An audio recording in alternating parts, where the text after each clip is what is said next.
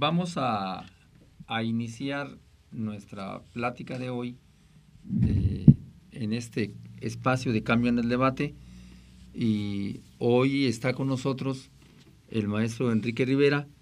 Él forma parte de la CENTE en Michoacán, de la Coordinadora de Maestros, y hoy vamos a platicar sobre el Congreso Estatal Popular de Educación y Cultura, que se llevó a cabo los días 17, 18 y 19 de abril en esta ciudad de Morelia. Este evento fue organizado conjuntamente con el gobierno del estado y la CENTE. Quisiéramos, Enrique, que hoy nos platiques de la importancia que tiene este evento, este espacio, no solamente para la CENTE, el gobierno del estado, sino para Michoacán e incluso para México, porque pues son espacios en donde se va a pensar, reflexionar sobre la educación, sobre la cultura, sobre la ciencia, sobre la tecnología, y quisiera que nos platicaras sobre la importancia de este evento. Bueno, gracias primero por la invitación, maestro. Hay que reconocer que estos espacios son muy favorecedores a una construcción, ¿no?, de una propuesta alternativa de educación, y que efectivamente, aun cuando se trabajó con gobierno del estado, no hemos tenido los espacios para difundirlo, ¿no? Por ello, gracias. Y bueno, en torno al Congreso, quizá habría que aclarar o poner en la mesa algunos puntos, ¿no, maestro? El primero sería que el secretario de Educación no quería el concepto de popular. Ellos querían que fuera un Congreso Estatal de Educación y Cultura, cosa que así salió la convocatoria, pero al concepto de popular no lo querían. ¿Cuál es la importancia? Yo creo que es muy grande la importancia, porque a partir de este Congreso, cabe resaltar que no es un Congreso también únicamente de profesores, que es un Congreso donde se busca que la mayoría de los delegados fueran padres y alumnos también, ¿no? Donde ellos vinieran a escuchar ponencias como las dadas y a hacer propuesta a partir de lo que ellos en la comunidad ven como las necesidades de educación, ¿no? A partir de que lo magnánimo, lo magnífico de este congreso es que los mismos alumnos van exponiendo los puntos de educación que ellos van entendiendo. Entonces, los padres de familia también vienen a exponer los puntos de las propuestas de educación que ellos creen que son carentes en sus comunidades y en sus escuelas. Entonces, yo creo que la importancia de este congreso es poner en el tintero la educación, yo lo podría exponer como en la realidad, ¿no? No en la cuestión teórica o de escritorio o mercantil o politizada, sino es poner en el tintero y en la mesa el centro de la educación, ¿no? O sea, la educación y su importancia, y cómo los distintos actores vamos entrando ahí, alumnos, padres de familia y docentes. Entonces yo creo que este Congreso Estatal Popular de Educación y Cultura hace ver eso, ¿no? Permite ver con una lupa distinta la educación y permite exponerlo. Exponerlo no nada más ante los que somos agentes directos de la educación como los profesores, sino ante el gobierno, ante medios como ustedes que nos abren el espacio para poder exponerlo, ¿no? Y para poder decir, en Michoacán se está trabajando la educación, en Michoacán se están trabajando proyectos alternativos de educación, y que no es de un año, ¿no? Ya tienen más de 10 años todos estos proyectos alternativos que y ahí en este caso se discutieron los proyectos o el proyecto educativo de la CENTE al interior del Congreso, y sí sobresalieron estos proyectos ahí en el Congreso, los que propone la sección 18 democrática. Sí, claro. Como escuelas integrales, ¿sí? Sí. Por ejemplo, en el eje 4, que es en la educación necesaria y posible, creo que ahí es, bueno, en ese punto puede ser así medular, ¿no? Porque ahí es donde se exponen, por ejemplo, las escuelas integrales. Pero más allá de exponerlas nada más en plenaria, En las mesas de trabajo, cuando se exponen las escuelas integrales, también se hace una muestra de cuáles han sido los resultados, ¿no? Se hace una muestra de cómo las escuelas integrales buscan un desarrollo de la comunidad y un desarrollo del sujeto integral del alumno. Entonces, sí, el proyecto alternativo se muestra en este congreso, se muestra al CDCAPS, Centros de Desarrollo de la Creatividad y el Arte, se muestran escuelas integrales, se muestran el desarrollo del lenguaje, en el programa de desarrollo del lenguaje. Lectoescritura. Es el anteriormente conocido como lectoescritura, exactamente, que ya han dado resultados y que se siguen trabajando. Entonces, dentro de los ejes del Congreso, sí se permite mostrar que efectivamente la sección 18 ha trabajado proyectos alternativos ya de un tiempo para atrás hacia adelante y que están dando resultados, ¿no? Y que eso tiene que ver con cómo nos asumimos los profesores democráticos con ética y con responsabilidad, ¿no? Que no es nada más la postura que hacen, ¿no? de estos comerciales en televisión, ¿no? De los que marchan y no marchan, sino que también hay toda una propuesta pedagógica a partir de que, desde mi punto de vista, el movimiento de la CENTE deja de ser gremialista. Entonces busca alcances más allá, ¿no? Como el desarrollo de un sujeto, el desarrollo de una nación, todo a partir obviamente de la educación, pero entonces en el Congreso se puede vislumbrar todo esto y que algo muy importante para mí es que lo exponen en mesas de trabajo padres de familia y alumnos, o sea, ya no nada más queda por nosotros los docentes, ¿no? Sino queda expuesto directamente por los actores. ¿Y cómo estuvo organizado el Congreso? ¿Cómo se organizó el Congreso en este caso? En cuestión de... ¿Qué hubo ahí internamente desde una conferencia? Bueno, en el Congreso pues obviamente se hicieron conferencias magistrales a través de panelistas, como usted,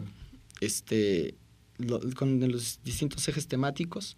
Posteriormente a las plenarias o a las conferencias se instalaban mesas de trabajo en donde se dividían por subtemas o por ejes, en donde se trabajaba, primero se hizo la instalación, luego se trabajan las mesas de trabajo, valga la redundancia, y ahí se exponen los puntos, ¿no? Y ahí se van trabajando, se dan a conocer, se toman consensos y disensos, y a la par se presentan talleres, se presentan exposiciones y ponencias. Cabe mencionar que a diferencia de otros congresos, pues este es un congreso vivo al interior y al exterior del lugar donde fue, ¿no? Entonces, es un congreso que está vivo, los 3 días estuvo totalmente vivo, ¿no? Desde la mañana hasta la noche, que era cuando concluían las actividades. Y en este caso, por ejemplo, aparte de los 2.500, digamos, delegados oficialmente constituidos, ¿hubo más gente que participó ahí? Sí. Nosotros, vamos a decirlo como de manera extraoficial, aparte del registro de los 2.500 delegados, tenemos un registro aproximadamente de 4.000. O sea, ¿y eso por qué? Pues, como lo comentaba hace un momento, nos dimos cuenta a la hora de la comida. Entonces, porque los 2.500 delegados que son registrados o que se cuentan, son los que obviamente vienen como padres de familia y como alumnos que vienen con un registro para entrar a las mesas de trabajo exponiendo ya una temática en concreto, ¿no? Y también cabe resaltar que esos delegados que ya vienen como con el reconocimiento y el aval, viene saliendo de asambleas, ¿no? De asambleas en el interior de la escuela, a regionales, municipales, y posteriormente ya se viene hasta el Congreso. Entonces, los delegados que vinieron son delegados que vienen de todo un proceso donde traen el respaldo de sus escuelas, ¿no? Y que vienen a exponer temáticas concretas. La demás gente que pudiera haber asistido, efectivamente estaban como asistentes o como presentadores de talleres o como expositores, ¿no? En alguna mesa. Pero el registro oficial ahorita son 2.500 delegados, de los cuales... ¿Hubo eventos culturales ahí? Porque se escuchaba música, danza. De hecho, sí, hubo eventos culturales de bastantes escuelas. Se presentaron las escuelas integrales, lo vuelvo a reiterar, y lo reitero pues mucho porque es uno de los proyectos alternativos de la sección. Y hubo una en particular, no sé si usted la llegó a ver, pero fue toda una puesta en escena de la revolución, ¿no? A partir de los alumnos. Hubo pirecuas, hubo danzas prehispánicas, hubo música, los alumnos estuvieron tocando música, o sea, sí hubo bastantes eventos culturales al exterior, ¿no? No paró, el Congreso no paró, tenía vida, bastante vida. Y hace rato mencionabas tú que sobre la cuestión popular, en donde pues como que la parte oficial no acepta eso de popular, pero ¿qué tanto se pudo apreciar lo de la mística? ¿Qué se presentó allí en la mística? ¿Y qué sentido tiene la mística para el caso de los movimientos sociales? Yo creo que la mística, maestro, por supuesto es importante porque a partir de la mística se va a un lenguaje no nada más articulado, ¿no? Fonoarticulador o escrito, porque es en este caso la mística que hicieron ahí, pues es toda una puesta en escena, ¿no? Que tiene que ver con conceptualizaciones como el performance, como inclusive la danza, la música que se van dando ahí, y que más que ser una mera expresión o exposición de una puesta en escena, es como una, ¿cómo decirlo? Es, y bueno, son visiones artísticas, son visiones del mundo, otras posibilidades que no se dan a través de lo que uno conoce como el conocimiento científico. Exactamente a eso iba, ¿no? O sea, que es como a partir del arte se va generando un cierto grado de concientización, que para mí esa es la gran importancia de la mística, y que para nada tiene que ver, por ejemplo, con conceptualizaciones politizadas, ¿no? Sino que tiene que ver con la esencia misma del ser y del sujeto, al exponerlo a través del arte. Y que entonces ahí podemos... en este caso, en la temática de la mística del Congreso, pues se trataron cosas como el maíz, como el origen, ¿no? Como las cuestiones del Popol Vuh, exactamente, ¿no? Todo un populismo de identidad, ¿no? Todo algo de identidad popular, ¿no? Pero... Y de un proyecto cultural.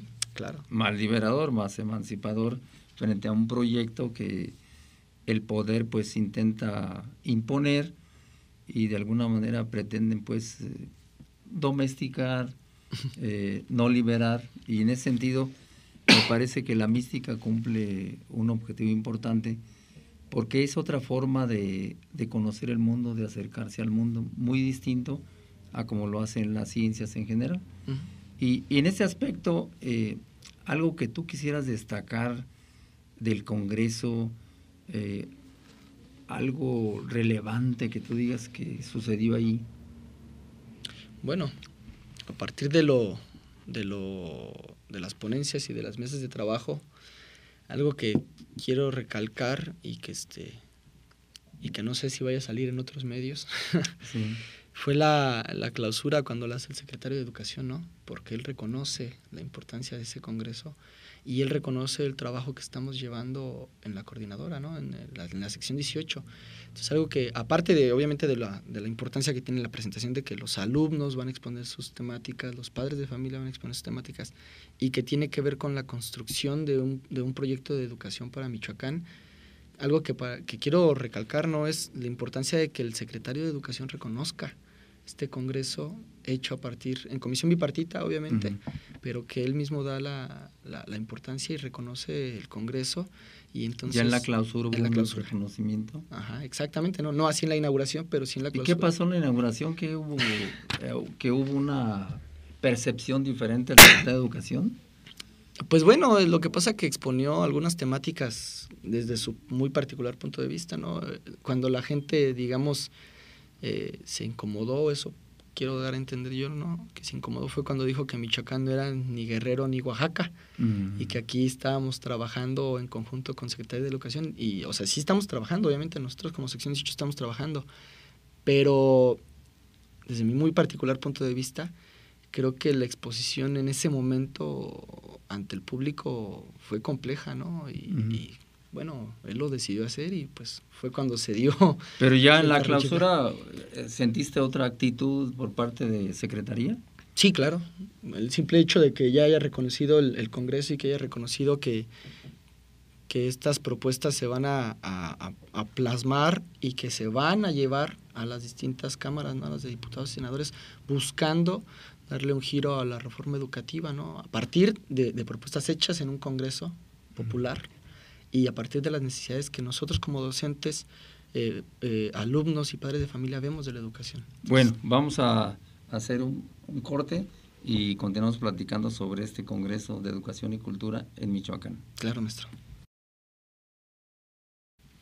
Vamos a continuar, Enrique, con nuestra plática de hoy y vamos así como en concreción, como en síntesis, que nos platiques tú de los puntos a los que llegó este Congreso y digamos esos grandes acuerdos, grandes compromisos y que la opinión pública conozca que ahí se acordó algo, que ahí se comprometió algo y que se va a empujar y que qué bueno que el secretario de Educación pues fue sensible a las propuestas del Congreso y que incluso hubo el compromiso de empujar estos acuerdos ante las instancias correspondientes. Que nos platiques entonces más o menos 4 o 5 grandes compromisos que se dieron en este Congreso. Uno, quizá podría ser que a partir del Congreso se desconoce la reforma educativa. Uh-huh. Otro, que la sección 18, una vez más, presenta una propuesta estatal de ley de educación, uh-huh. Y que a partir de lo que surge del Congreso también se va a plasmar en esa propuesta de ley estatal de educación. Un tercero podría ser el reconocimiento, como decíamos hace rato, y la sensibilidad del secretario de Educación al aceptar que la sección 18 tiene propuesta educativa, ¿no? Y alternativa.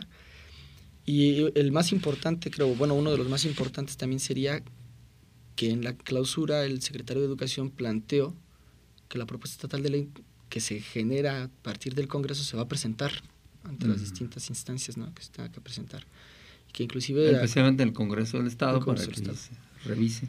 Y que posteriormente también eso va a dar pauta a que se analice quizá a nivel nacional la reforma educativa, ¿no? O sea, porque en Michoacán está haciendo una propuesta, pero yo casi aseguro que los demás estados también las tienen ya, ¿no? Por parte de la coordinadora. Claro. Sí, por ejemplo, Guerrero ya tiene su propuesta de ley, sí, Oaxaca también.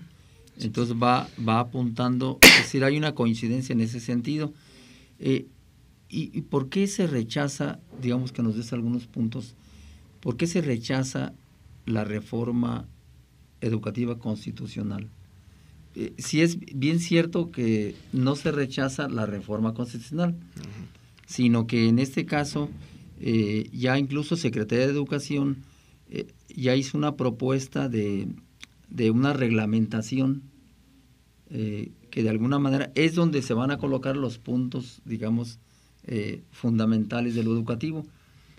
¿Por qué en general el magisterio michoacano rechaza esa reforma educativa?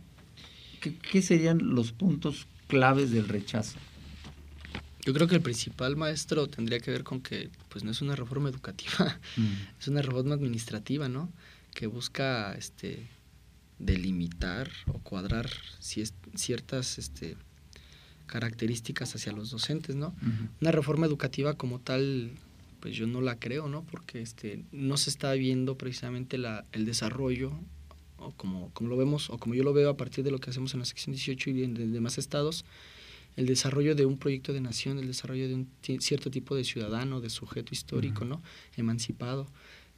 La propuesta educativa como tal, pues no trae esas propuestas, o sea, trae unas propuestas uh-huh. administrativas. Uh-huh. Entonces, yo creo que uno de los principales rechazos a la reforma educativa, pues es eso, ¿no? Que es una propuesta más administrativa que educativa, inclusive uh-huh. que pedagógica, ¿no? O sea, no.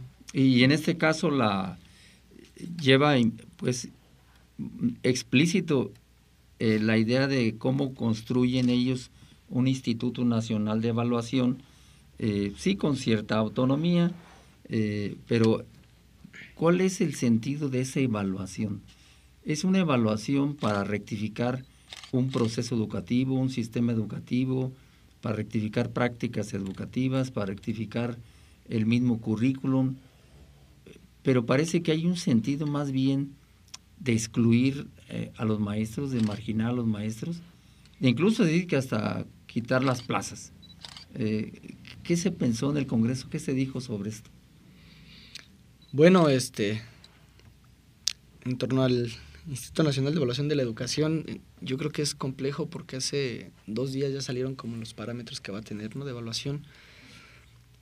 Pero más allá del Congreso, maestros, en el Congreso se tocó el tema y obviamente no se reconoce tampoco a un Instituto Nacional de Evaluación porque eso tendría que ver quizá con una estandarización y entonces la casuística, que es tan importante en los ámbitos educativos, no se tocaría, ¿no? O sea, se buscaría una estandarización y se buscaría que todo una homogeneidad. Una homogeneidad, y entonces la emancipación como tal, el sujeto, la identidad, la comunidad y algunos aspectos más, pues quedarían de lado. A tono personal, puedo decir que lo que yo pienso del Instituto Nacional de Evaluación es que se va a terminar convirtiendo en un IFE, donde entonces los poderes políticos van a estar ahí por compadrazmos o por estrategias políticas como en el ajedrez, y que entonces el sentido real de la educación, una vez más, queda de lado, ¿no? O sea, el sentido de una evaluación, que más que una evaluación tendría que ser una medición para ver qué es lo que se puede mejorar. Desde mi particular punto de vista lo digo, el peligro de eso, aún con con todas las palabras, es que se convierte en un IFE, ¿no? Y que por lo último que termine que ver ese instituto sea por la educación. Porque los maestros dicen que si no se rechaza la evaluación, simplemente se propone un modelo de evaluación pues más democrático, donde efectivamente el sentido único sea rectificar los procesos educativos, rectificar modelos educativos. Ese sería un sentido. Lo que el maestro rechaza es esa parte donde su permanencia, sus conquistas, sus derechos se vean violentados. Es ahí donde está el enojo, y con mucha razón, de los maestros y las maestras.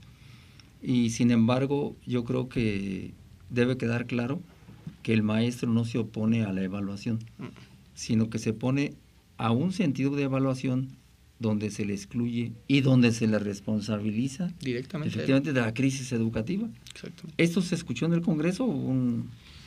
Sí se escuchó. De hecho, se plantea justamente como usted lo está diciendo, ¿no? O sea, el peligro o lo grave de esto, y que a partir de muchos medios se está exponiendo, es que se culpabiliza y se sataniza al maestro como el único culpable, ¿no?, de las necesidades educativas que puedan estar sin cubrirse.